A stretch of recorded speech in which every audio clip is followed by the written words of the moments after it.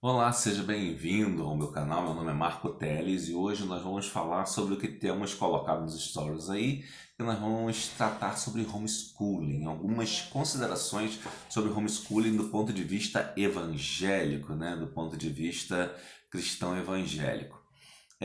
Algumas pessoas divulgam um homeschooling baseado no trivium, que seria lógica, retórica e gramática clássica, né?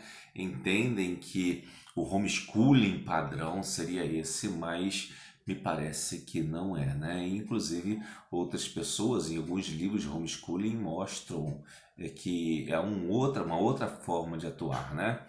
Quanto a essa questão de uma aprendizagem clássica, entendem que isso seria a base da sociedade ocidental, a ideia do mais do clássico, do classicismo greco-romano propriamente dito, né? Isso não é tão falso assim, é verdade, mas não é a maior de todas as verdades, diga-se de passagem, né? Na verdade, a base da sociedade ocidental é o cristianismo, na verdade a Bíblia Sagrada, né? Então, quando você começa a colocar como homeschooling, ou seja, uma educação que se entende conservadora e também uma educação voltada mais especificamente para grupos cristãos ou outros também que possam atuar, mas especialmente cristãos, como se fosse uma educação baseada em filosofia, lógica, retórica, gramática, do ponto de vista mais tradicional, tradicionalista mesmo, e não conservador, né? Voltado lá para o mundo grego, o mundo greco-romano. Isso aí tem um ponto de vista que pode ser uma isca, na verdade, para doutrinar as pessoas de um ponto de vista que venha levá-las a aceitar uma doutrinação católica propriamente dita, porque o trivium, como ele é apresentado, ele é uma preparação, um pré-catecismo, na verdade, para um catolicismo.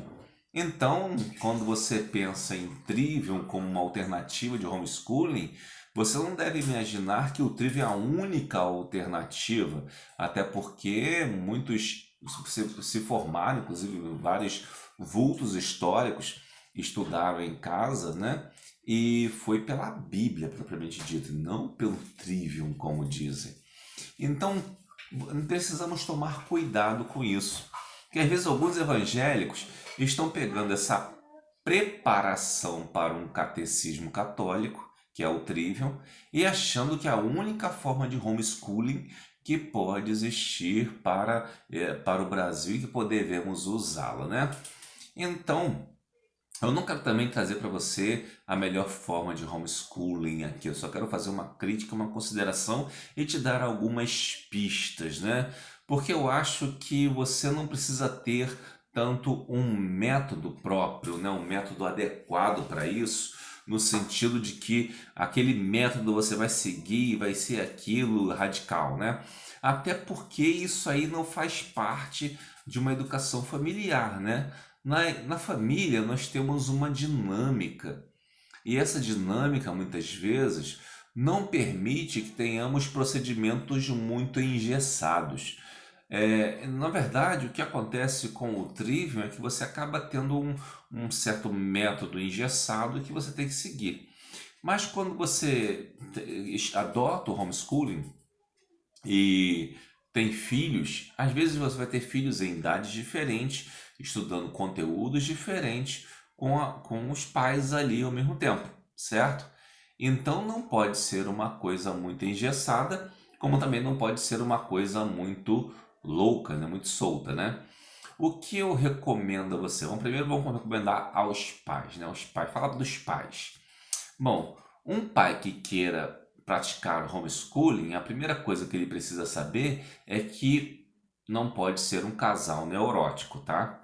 Se você é uma pessoa que casou com alguém meio neurótica ou neurótico, né? E que de repente não tem paciência, por exemplo, para ver uma criança bater um tambor. Fique irritada com o barulho dessa criança batendo um tambor ou assoviando um apito, né? Por exemplo, para essa pessoa não é indicado o homeschooling. Por quê? Porque você precisa estimular a criança durante o processo de educação. E uma das coisas que você vai fazer essa estimulação é pelas brincadeiras e pela exploração de alguns instrumentos, e dentre eles instrumentos musicais. Além disso, também desenho e trabalhos manuais e coisas do tipo, né? Então, você não pode ser uma pessoa neurótica que tenha horror a barulho. Se criança toca uma flauta para você está horrível, você tem que adorar ouvir aquilo. Você tem que dar uma gaitinha para a criança e ficar maravilhado em ver a criança tocando a gaita. Aí sim você serve para homeschooling. Se, por exemplo, você fica irritado ou irritada quando vê a mesa toda suja de tinta, né? E acha que, meu Deus, que coisa horrível, esse lugar está horroroso e tal.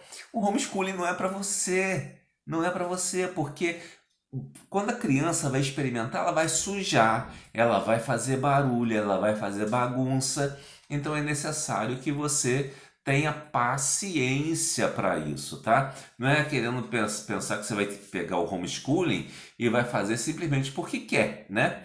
Eu, por exemplo, não pratiquei homeschooling aqui com minha filha, porque minha esposa, como vocês que acompanham o canal sabem, ela é deficiente visual, então teria algumas dificuldades. Eu também trabalhava numa situação complicada de horário, né? Horário inclusive de ônibus, né? Só para você ter uma ideia, né? Eu moro em São Gonçalo e trabalho no Rio de Janeiro, né? Hoje é dia 5, né? 5 ou 6 de fevereiro. Choveu, né? Para eu ir para o trabalho diariamente, eu levo 2 horas para chegar no meu trabalho e 2 horas para voltar. Isso quando o trânsito está bom, tá? Se tiver ruim, eu levo 3 horas, o que dá umas 4 horas só de trânsito por dia, o que já é um problema sério. Hoje eu fui trabalhar, levei a média de 2 horas para chegar no trabalho e na volta teve uma chuva forte, né? E o que aconteceu? Eu saí 7 horas da noite do trabalho, cheguei aqui em casa 11 horas da noite. Isso no trânsito. Ou seja, você precisa entender que certas coisas não cabem para algumas pessoas, né? O homeschooling não é para todo mundo. Não é para todo mundo. Você tem que saber se o seu trabalho te dá tempo, por exemplo, de você ter tempo para ensinar seu filho. Por exemplo, no meu caso, né, com esse horário, né, uma pessoa que trabalha 8 horas por dia e com essa carga horária de transporte, né, você não consegue realmente fazer muita coisa. Então é adequado que se tenha a escola, né? E é interessante a gente entender que homeschooling também não é exclusão da escola, é mais uma opção para os pais.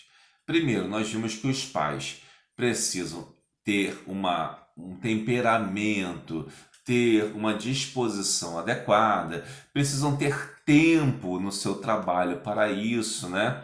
Muitas vezes as pessoas que praticam educação domiciliar, ou homeschooling também, vou chamar de educação domiciliar ou ED, tá? Só para facilitar.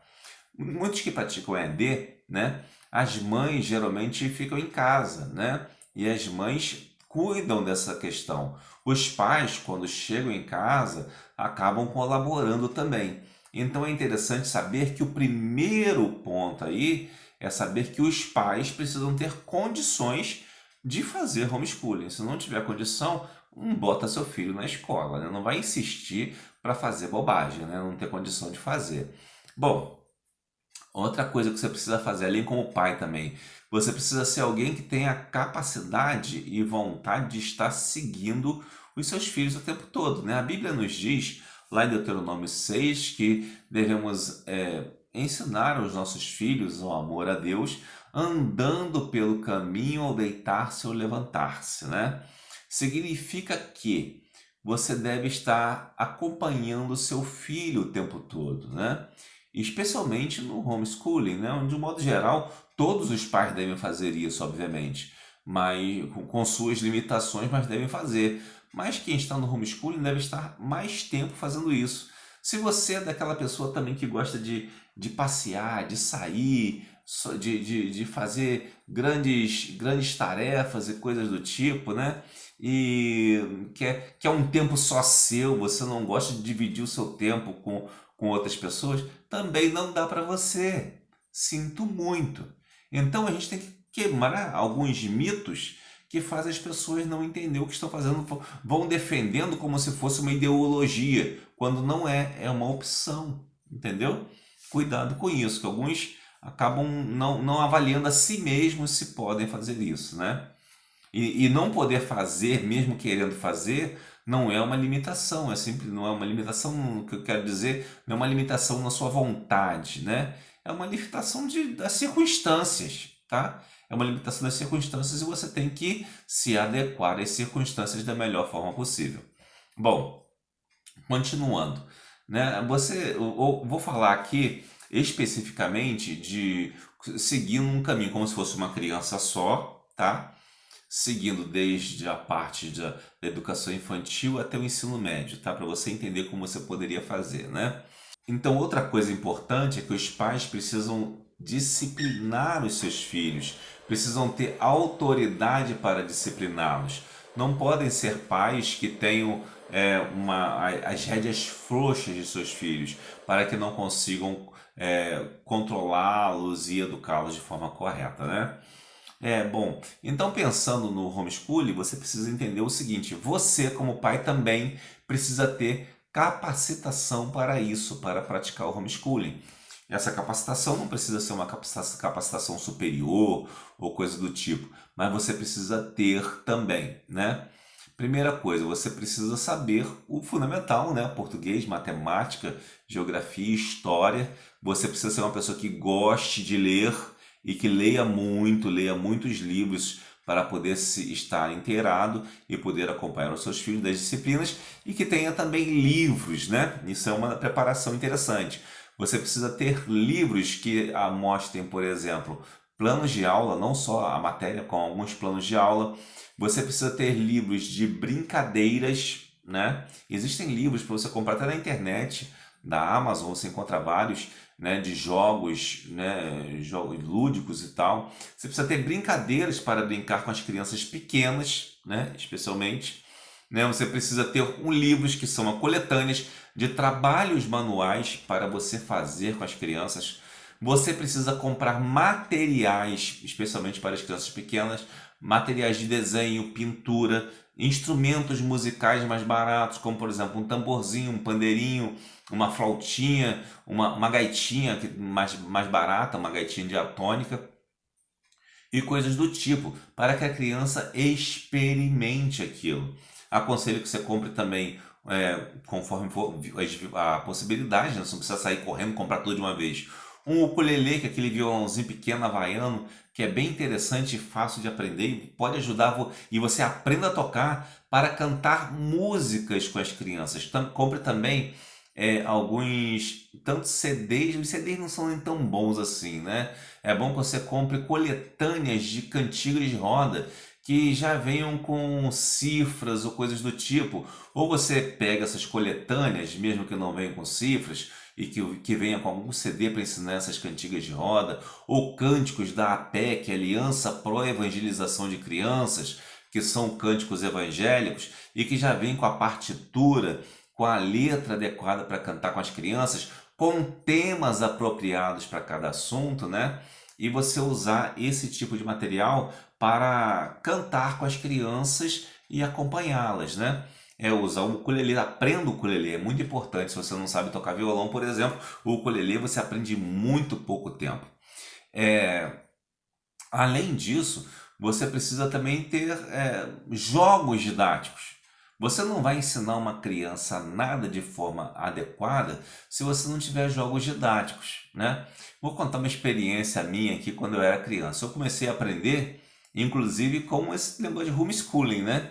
Só que, assim, minha mãe não é uma pessoa que tinha muito estudo em relação à didática, essas coisas, né? Ela é uma pessoa simples.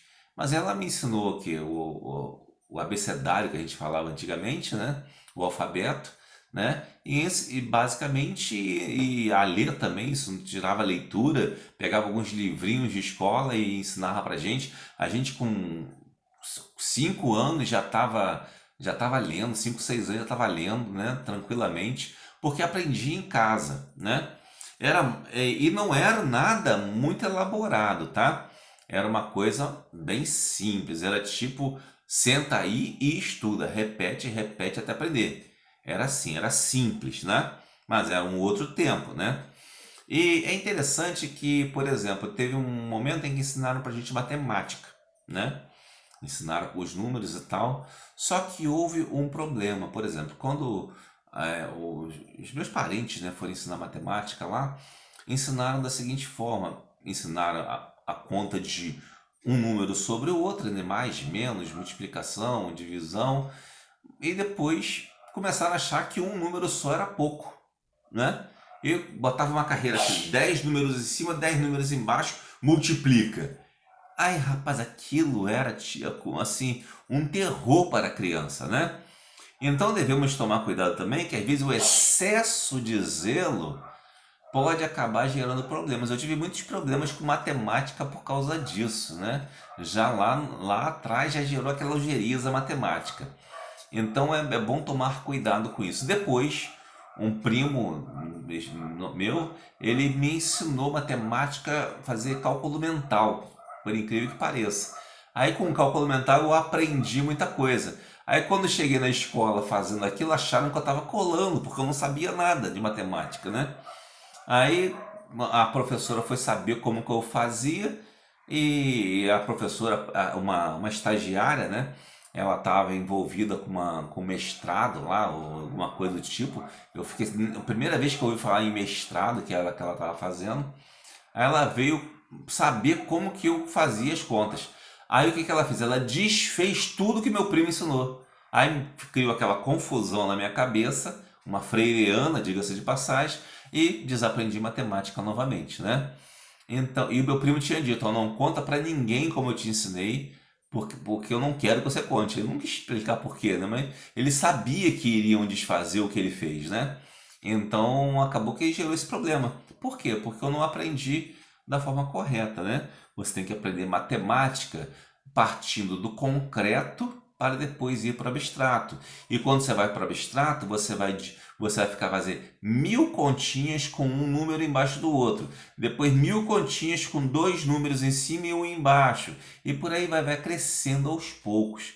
Não foi assim que foi feito na época, embora tenha sido corrigido depois estragado de novo pela mestranda, né? Na época eu não sei nem quem é essa mulher mais. Então, o que eu quero dizer isso com você, a importância de você ter jogos didáticos, né? Continuando a experiência particular, né? A minha sobrinha, ela estava com esse com um problema semelhante, né?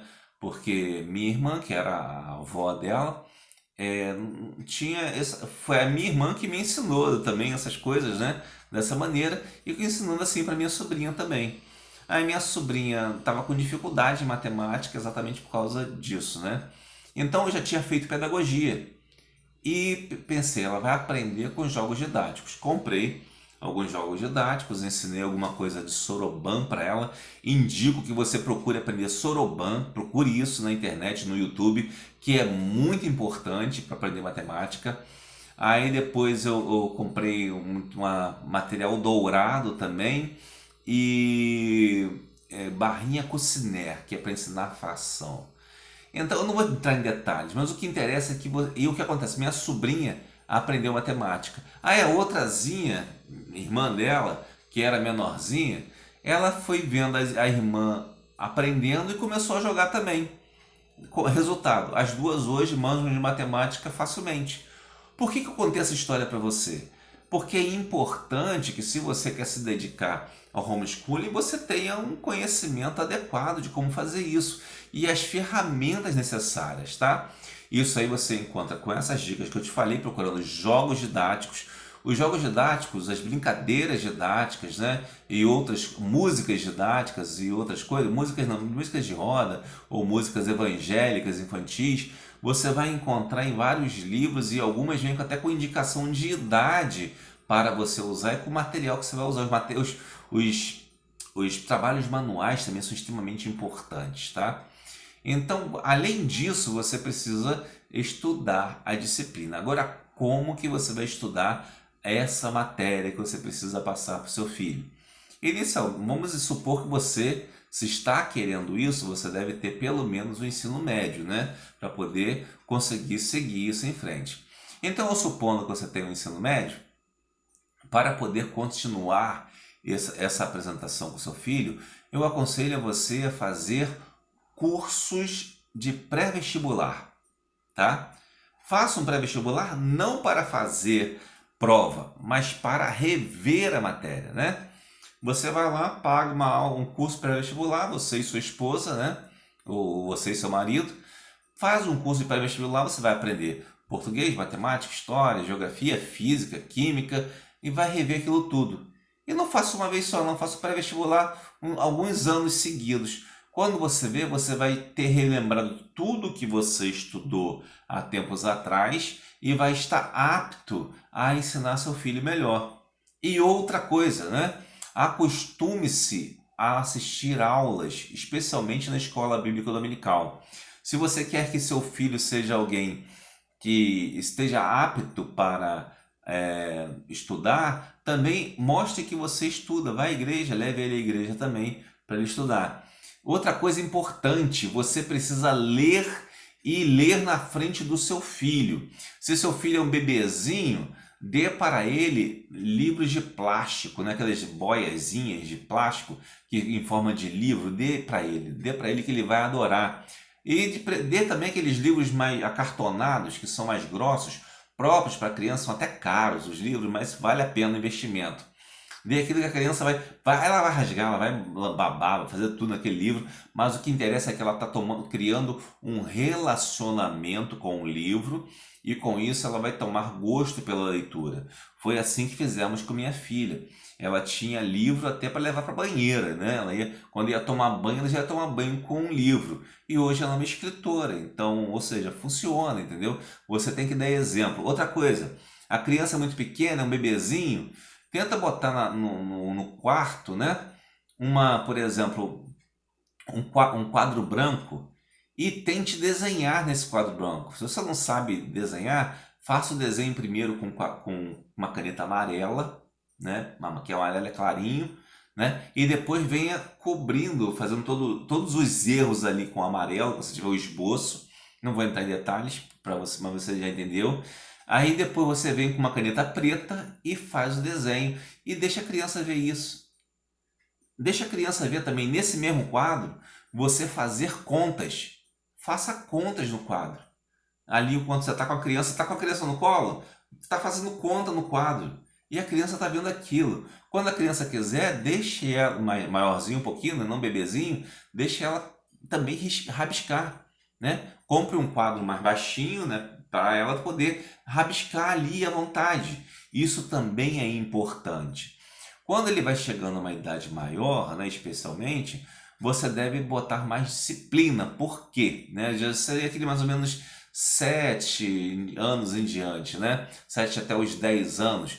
Você precisa botar mais disciplina. Por que a disciplina? Porque essas crianças gostam de disciplina. Você já reparou que as escolas militares funcionam muito bem? Né? Aqui no Brasil tem alguns grupos de polícia militar que estão tomando conta de escolas públicas. E são as escolas que mais dão certo. E por quê? Porque nessa faixa etária eles adoram disciplina. Ao contrário do que dizem os marxistas. Crianças de 7 a 10 anos adoram disciplina. Por que as crianças, geralmente nessa faixa etária, vão ser escoteiros, por exemplo? Porque eles adoram disciplina. Que nas igrejas, de modo geral, a Igreja Batista tem os embaixadores do rei. Por que essa faixa etária entra para essa atividade? Porque eles adoram disciplina. Eles gostam de disciplina e gostam de ser premiados e reconhecidos por cumprir a disciplina. Tá? Então a escola militar é interessante, então você precisa ter regras claras para comportamento, de horários, né? E de tudo para essas crianças. E principalmente, né, antes que eu me esqueça aqui, você precisa contar histórias para as crianças em todas as faixas etárias, tá? Em todas as faixas. Conte histórias. Chama-se isso de storytelling ou também contação de histórias, numa linguagem mais pedagógica. Você precisa contar histórias. Se ele é um bebezinho de 1 mês de idade, conte história para ele. Ah, mas ele não está entendendo. Mas conta, ele vai entender porque ele assimila. Aquela criança é como uma esponja, ela assimila. Se você está contando histórias da Bíblia, ela vai assimilando e ela mesma vai aprendendo a gostar de histórias. Então, eu recomendo que você conte histórias e da Bíblia.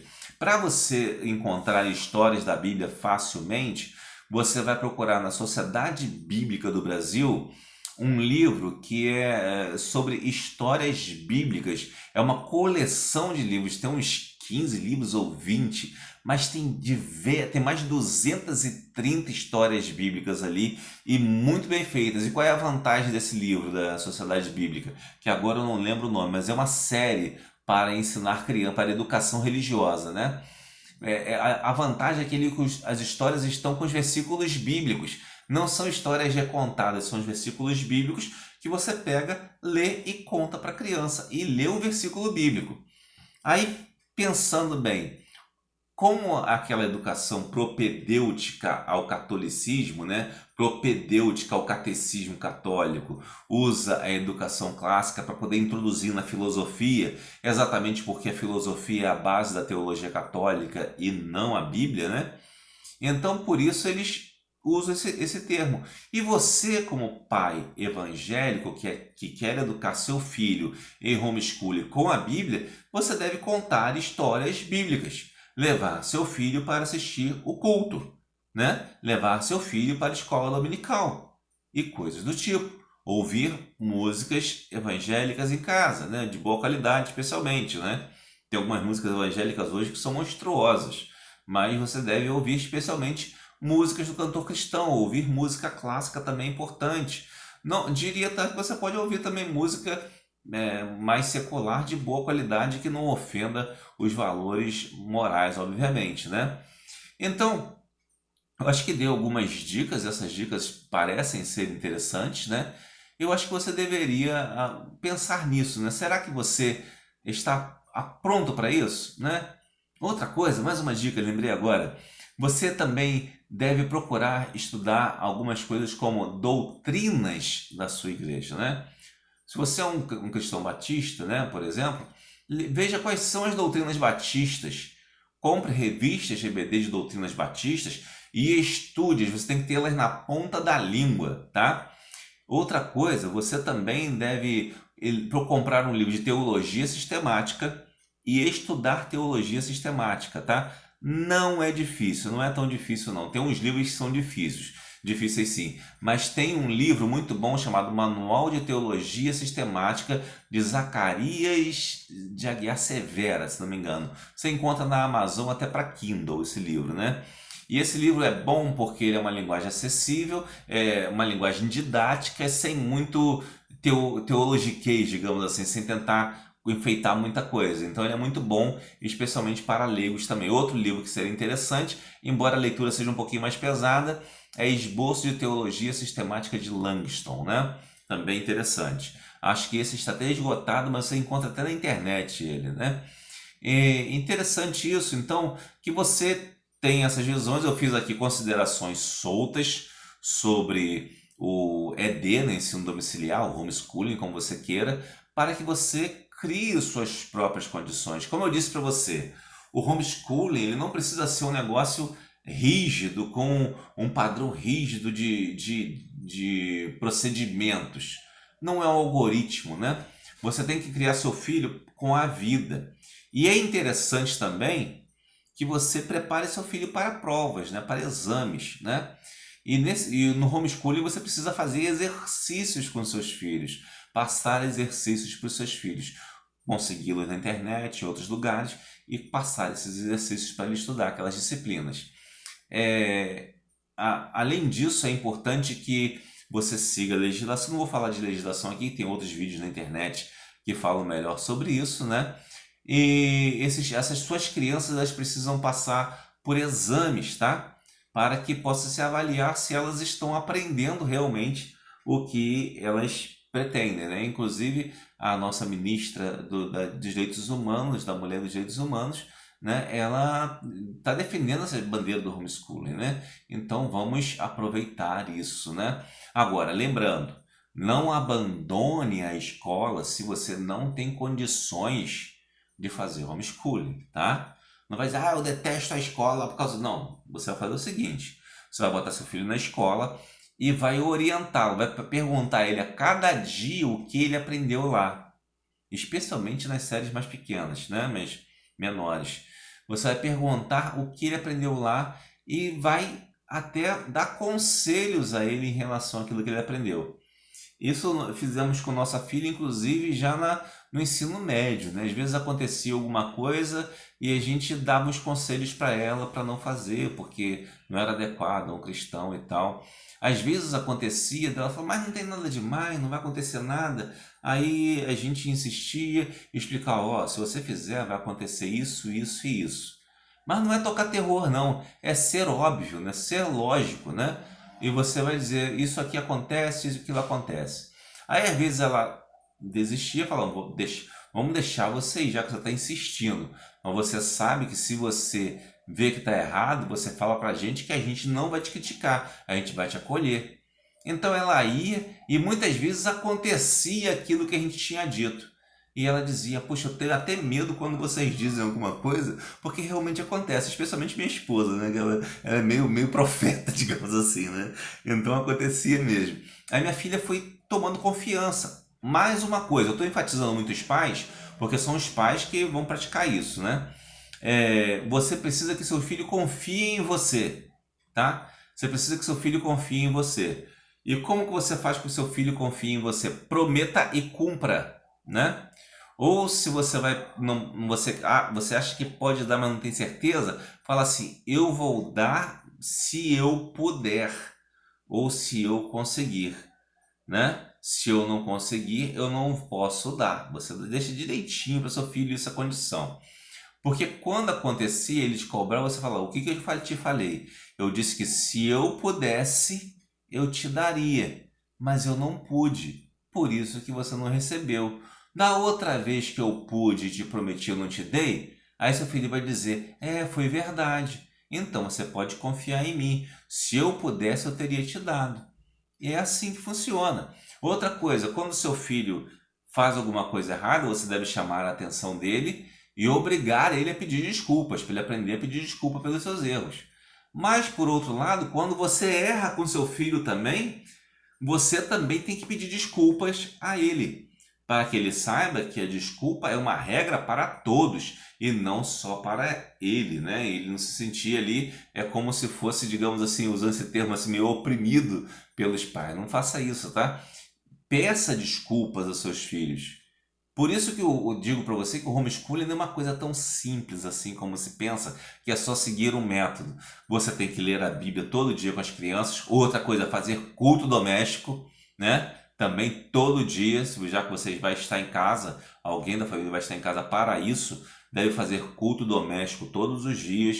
São vários detalhes que você precisa fazer para acompanhar seu filho. Ter uma vida cristã exemplar, tá?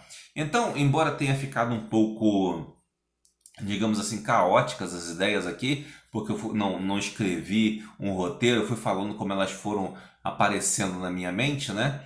Espero que isso tenha contribuído para você entender um pouco sobre a importância do homeschooling. Claro que tem essa importância de defender seu filho de ideologia, por exemplo, de ideologia de gênero, que está nas escolas dominando de uma forma absurda, né? Também tem a questão de você proteger o seu filho da violência na escola. O bullying e também algumas coisas acontecem na escola como violência, né? Às vezes você vê algumas notícias mostrando alguns pais lunáticos que trancaram os filhos, fizeram isso acontecer e aconteceram no homeschooling. Mas agora, se você for para a escola, quantas coisas já aconteceram com crianças? Quantas crianças já foram espancadas na escola pelos próprios colegas, né? Quantas crianças e quantas têm trauma de escola, não é verdade? Então, o fato de existir um erro em algum sujeito que pratica homeschooling não desabona o homeschooling, assim como também havendo erros na escola não desabona a escola, porque são casos isolados, né? E você deve estar atento a isso para que possa fazer as coisas, a separação das coisas. E o mais importante é que se você não pode estar no homeschooling, acompanhe seu filho ainda assim, tá? Mesmo que seja de noite. Teve uma época que eu saía, por exemplo, 5 horas da manhã e chegava a 11 horas da noite. Minha filha era pequena, ela já estava dormindo. Eu não via minha filha a semana toda. Aí o que que eu fiz? Não, tem que fazer alguma coisa. Aí minha esposa me contava uma coisa ou outra. Aí eu ficava preocupado. Aí eu comecei a fazer, sabe o quê? Escrever cartas para ela. Minha querida filha, conta isso, isso, isso, isso. Aí escrevia e assinava, botava no envelope e deixava do lado da cama dela. Para Iris. Aí quando eu chegava de manhã, ela abria a cartinha ali, ficava feliz e agradecia por aquilo, porque eu não estava ausente. Percebe? Você não precisa estar pessoalmente se você não consegue por questões da vida mesmo, mas você precisa estar presente, especialmente emocionalmente no cuidado. Uma vez eu lembro que teve um negócio de evolucionismo na escola. E ela estava muito preocupada com isso. Minha esposa não conseguia, na época não conseguia explicar para ela. Aí eu fiz a cartinha, expliquei. E teve outra coisa que aconteceu, eu expliquei também como é que era a questão do ponto de vista cristão. E ela ficou feliz, ela teve as respostas que ela precisava. Chegou um ponto que ela levou a cartinha para o professor, né, que eu escrevi para ela. Não escrevi para o professor, afrontando o professor, escrevi para ela. E ela levou para o professor falou para ela, não, realmente esses argumentos são válidos, né? Embora da teoria aqui seja essa e aquela, mas os argumentos são válidos. E pronto, se resolveu o problema. Percebe? O homeschooling, ele não é uma coisa tão armada, tão formal quanto se imagina, né? Ele precisa ser mais vivido e você precisa ter presença de espírito. Como eu falei, você pode ser até um pai neurótico ou uma mãe neurótica, né? Mas você não pode deixar que essa neurose interfira no seu trato com as crianças, né? A ponto de não suportar que ela faça barulho, que ela faça uma bagunça, que ela pergunte demais, né? E coisas do tipo, tá? E acima de tudo, leia muito a Bíblia, tá? Compre vídeos evangélicos ou sei lá, alugue na internet, alguma coisa, vídeos evangélicos para seus filhos verem também desenhos bíblicos. É importante, tá? Então, esses são as dicas que eu queria deixar para você sobre homeschooling, pensando como ter um homeschooling evangélico. Como você pode ver, é mais simples do que parece, mas ao mesmo tempo é muito complexo. E ao mesmo tempo não é uma coisa só de regra, ele é também de você ter vida com seu filho, viver, se preocupar, estar orientando, tá? Então, o principal método de homeschooling é você estar junto, né? Que é o que diz em Deuteronômio 6.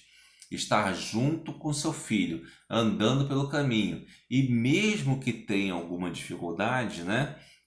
Por causa da nossa dinâmica de vida hoje na cidade, né? Contorne isso de alguma coisa, seja com uma cartinha, seja ligando para a criança, que hoje tem celular, na época ali celular ainda era difícil, né, para a criança, mandando um e-mail para a criança, olhando as redes sociais dela e coisas do tipo, tá bom? Tem muito mais coisa para se pensar, muitas ideias, mas eu não quero chegar aqui e deixar mais coisa, porque já falei muita coisa, né? O vídeo já está longo. Então, que Deus o abençoe rica e abundantemente. Espero que esse vídeo possa abençoar a sua vida.